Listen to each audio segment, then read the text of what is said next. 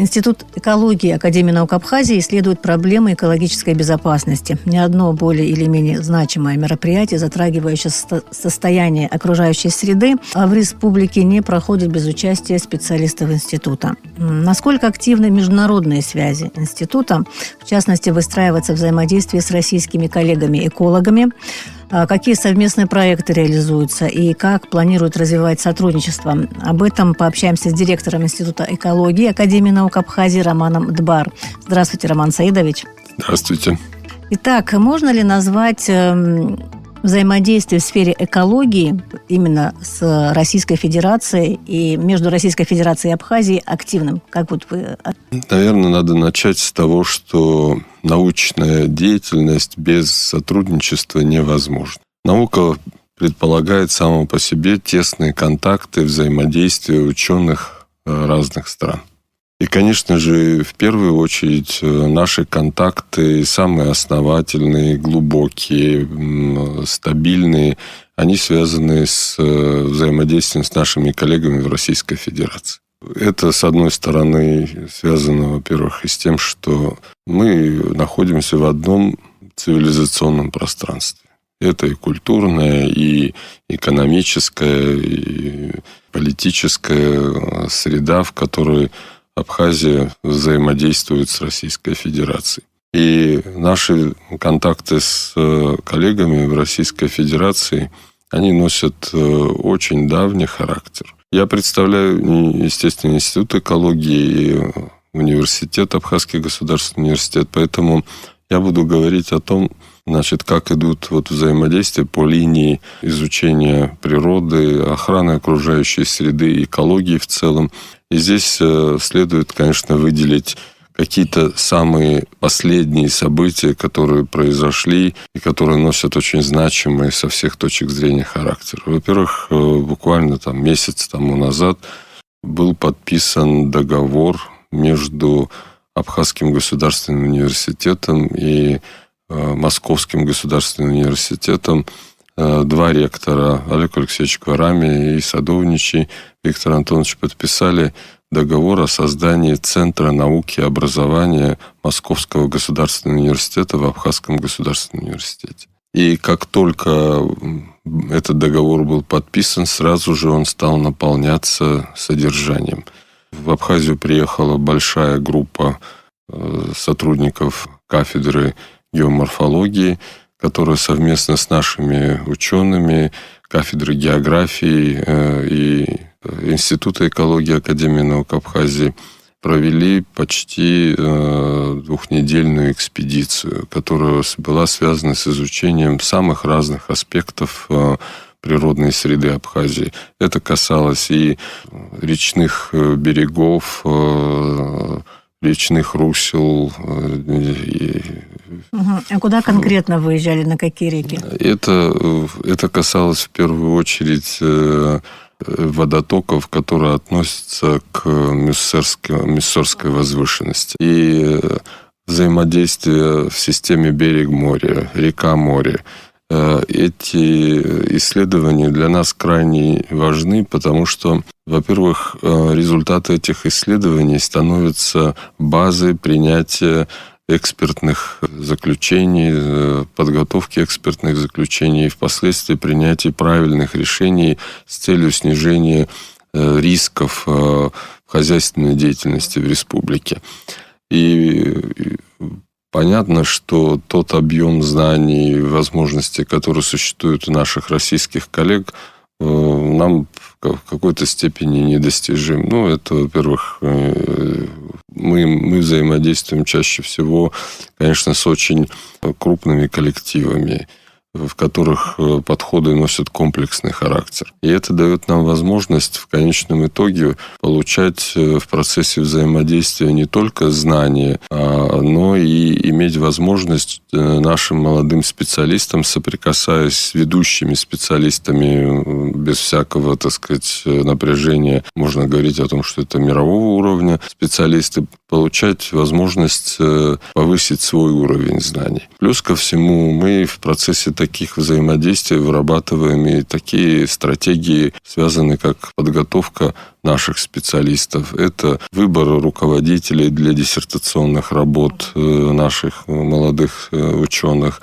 И таким образом вот даже этот один фрагмент, он свидетельствует о очень тесном, плотном сотрудничестве, которое направлено на долгосрочную перспективу. Роман Саидович, хотелось бы, раз это не так давно было, да, это событие, просто чем завершилась эта экспедиция? Может, есть какие-то итоги или хотя бы какие-то наработки? Буквально вчера мы получили уже, так сказать, фактически отредактированный отчет по результатам этой экспедиции. Во время этой экспедиции были заложены так называемые пробные площадки, которые станут местом наблюдения на протяжении длительного времени для того, чтобы иметь возможность фиксации происходящих событий, скорости, темпов, динамики, деформации происходящих в связи с изменением климата.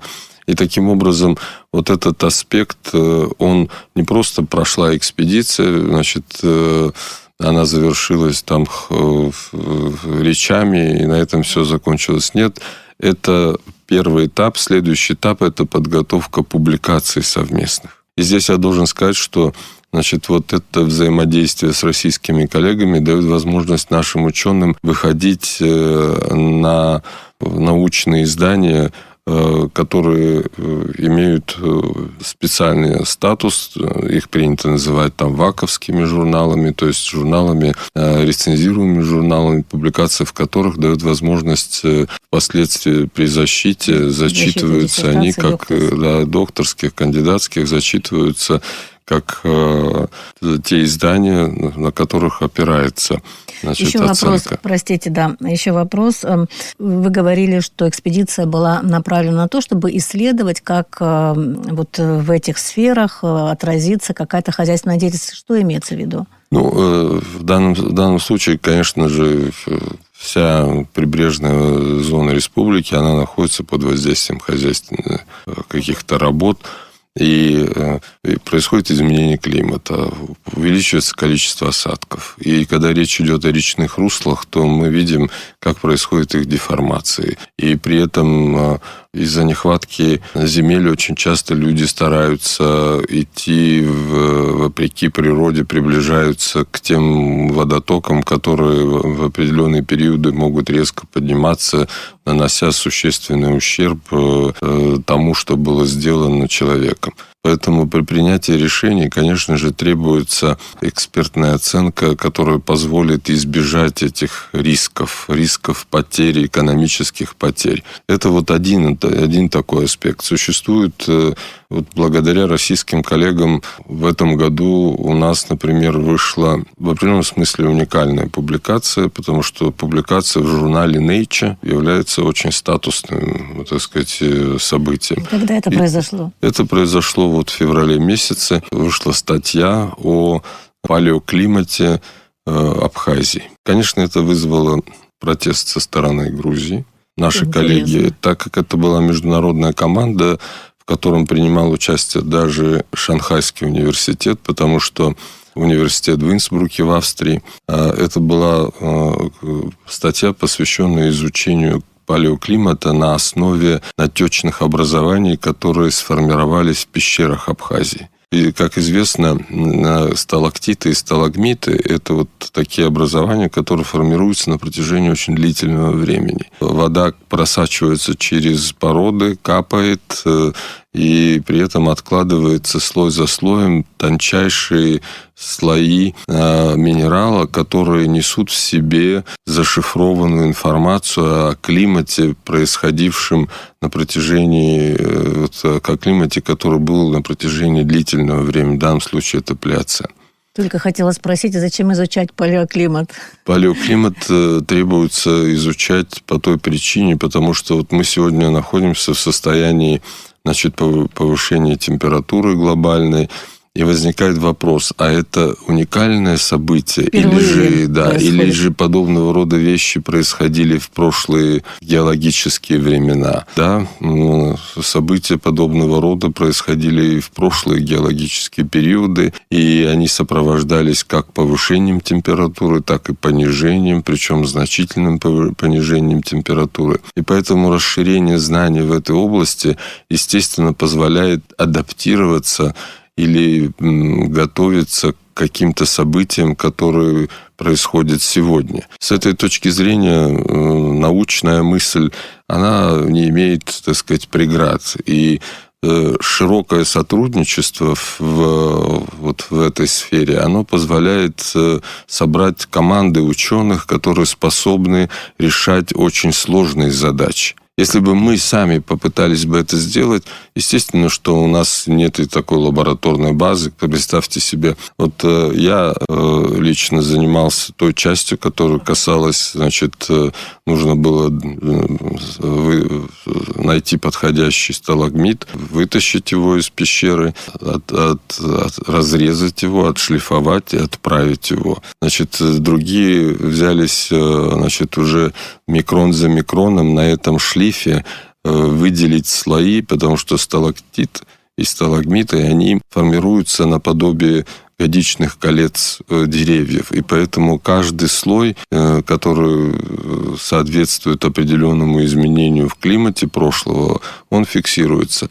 И изучение изотопного состава газов, которые были включены в этот сталактит на протяжении длительных периодов, которые насчитывают десятки тысяч лет, удалось расшифровать. И таким образом мы сегодня имеем небольшой фрагмент прошлого климата именно Абхазии. Это вся работа была для этой статьи, в этой статье была опубликована. Да. Какие выводы сделали ученые наши? В данном случае это является, значит, показателем того, что изменения климата в прошлые геологические времена, они сопровождались разными событиями. То есть это были и резкие падения температуры, это были периоды с повышением температуры.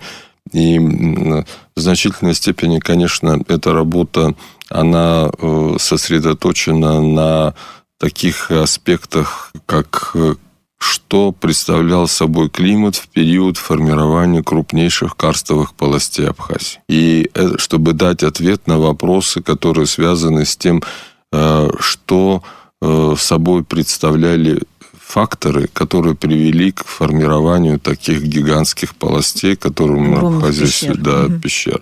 И с этой точки зрения, конечно, были сделаны и такие открытия в ряду публикаций, которые связаны с этими исследованиями, как, например, открытие того, что Новоафонская пещера была сформирована не только обычным, характерным для большинства пещер, значит, эпигенным карстом, когда атмосферные осадки падают на поверхность, просачиваются сквозь породы, но и гипогенным способом, то есть горячие сероводородные источники, которые били из глубоких слоев земли, они поднимались к поверхности и формировали там испарения, в которых присутствовала серная кислота, и она позволяла очень быстро растворять породы, и что дало возможность сформироваться таким гигантским полостям.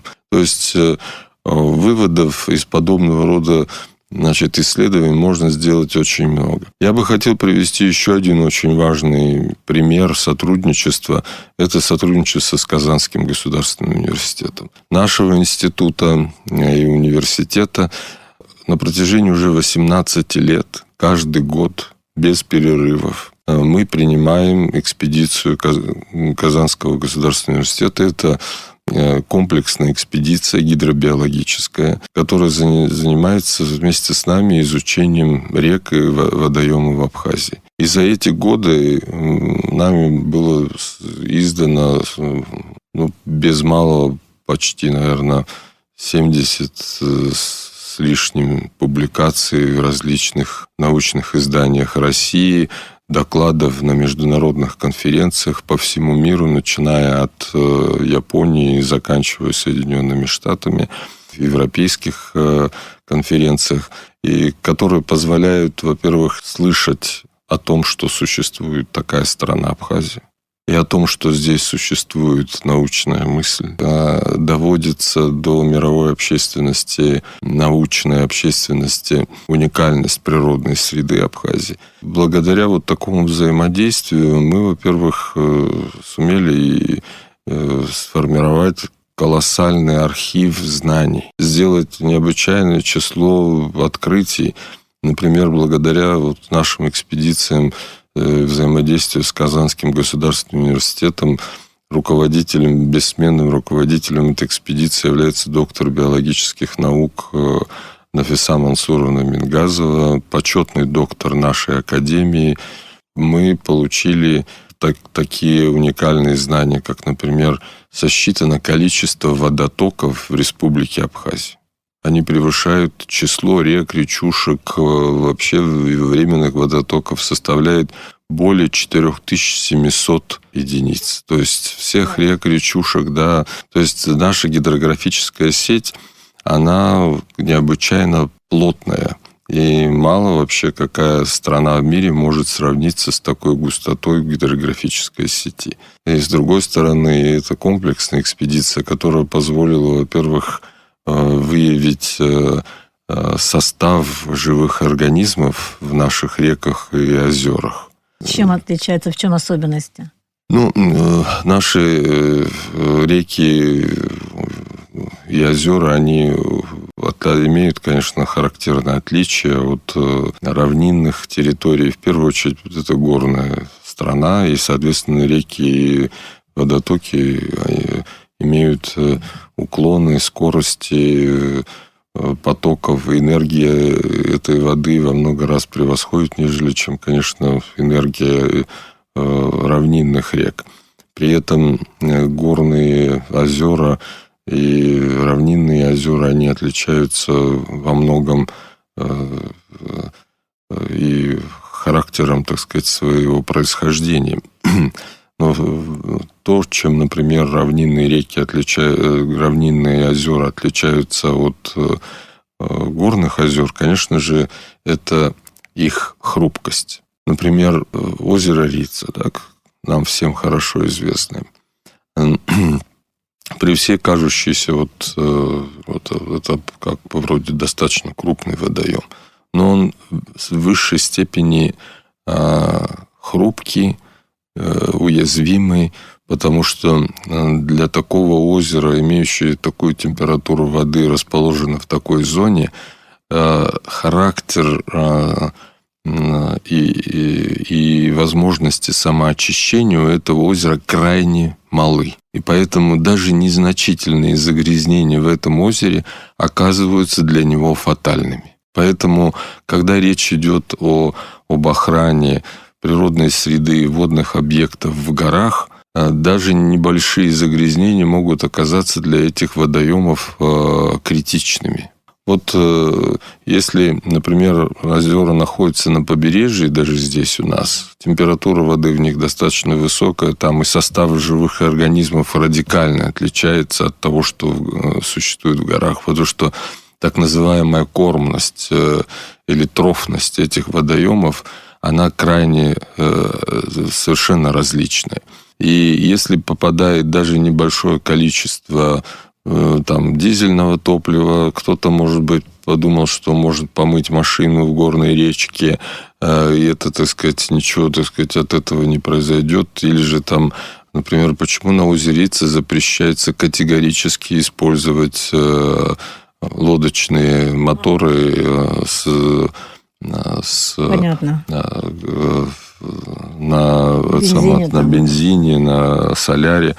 Во-первых, даже незначительное загрязнение этого водоема приведет к тому, что это озеро не сможет справляться с этим загрязнением. Мы говорим о взаимном интересе, да, наша программа так называется, и мне интересно, ученым экологам российским, которые приезжают сюда на экспедиции или не приезжают, может быть, как-то взаимодействуют по-другому с нашими экологами, представляет интерес эта работа, вот это взаимодействие? И в чем? Почему? Без всякого сомнения, к нам сюда с удовольствием устремляются очень многие специалисты. Например, мы взаимодействуем с Институтом океанологии Российской Федерации и с Институтом географии. И при этом они едут сюда с удовольствием. И, во-первых, мы имеем очень уникальный набор природных феноменов, которые интересны для изучения. И многие уникальные открытия происходят именно в Абхазии. С другой стороны, очень часто бывает так, что, например, на территории Сочи или там Адлера провести те же самые исследования оказывается достаточно сложно со всех позиций. Я сейчас не буду касаться тонкостей. Там, например, выйти в море, потребует многочисленных, так сказать, согласований. Если же к нам приезжают экспедиции, все эти мероприятия, связанные с формальной стороной, мы берем на себя.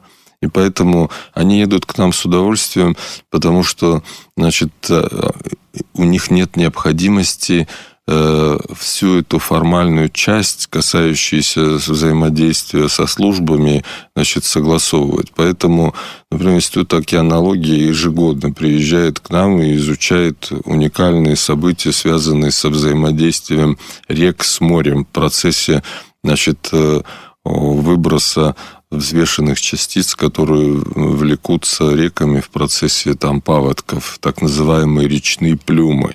Это когда река образует в море такой шлейф из тончайших взвесей, которые попадают вместе с речной водой в море. И это взаимодействие имеет очень важное значение для морской среды и с физической точки зрения, и с биохимической точки зрения. И поэтому это взаимодействие, оно обоюдоинтересное. Но я бы хотел сказать, что не все так безоблачно в этом, взаимодействии.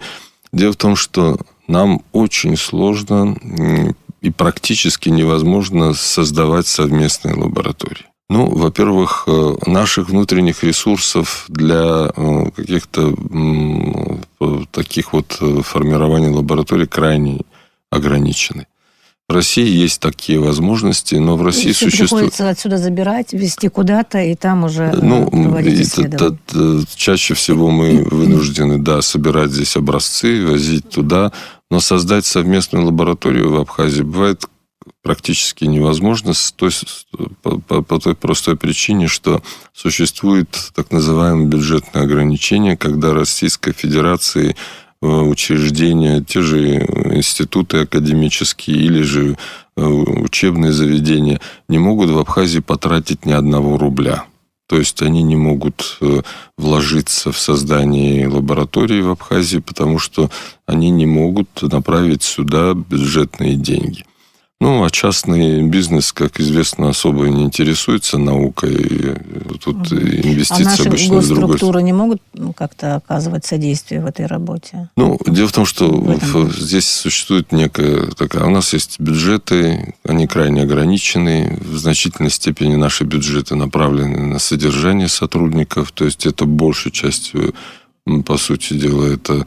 расходы на заработную плату. А что касается расходов на оборудование, это уже совсем какие-то незначительные величины. Поэтому, если бы, конечно, в перспективе мы смогли бы преодолеть эти сложности, взаимодействия эти, конечно, носили бы совершенно иной по своему характеру и возможностям, и перспективам значения.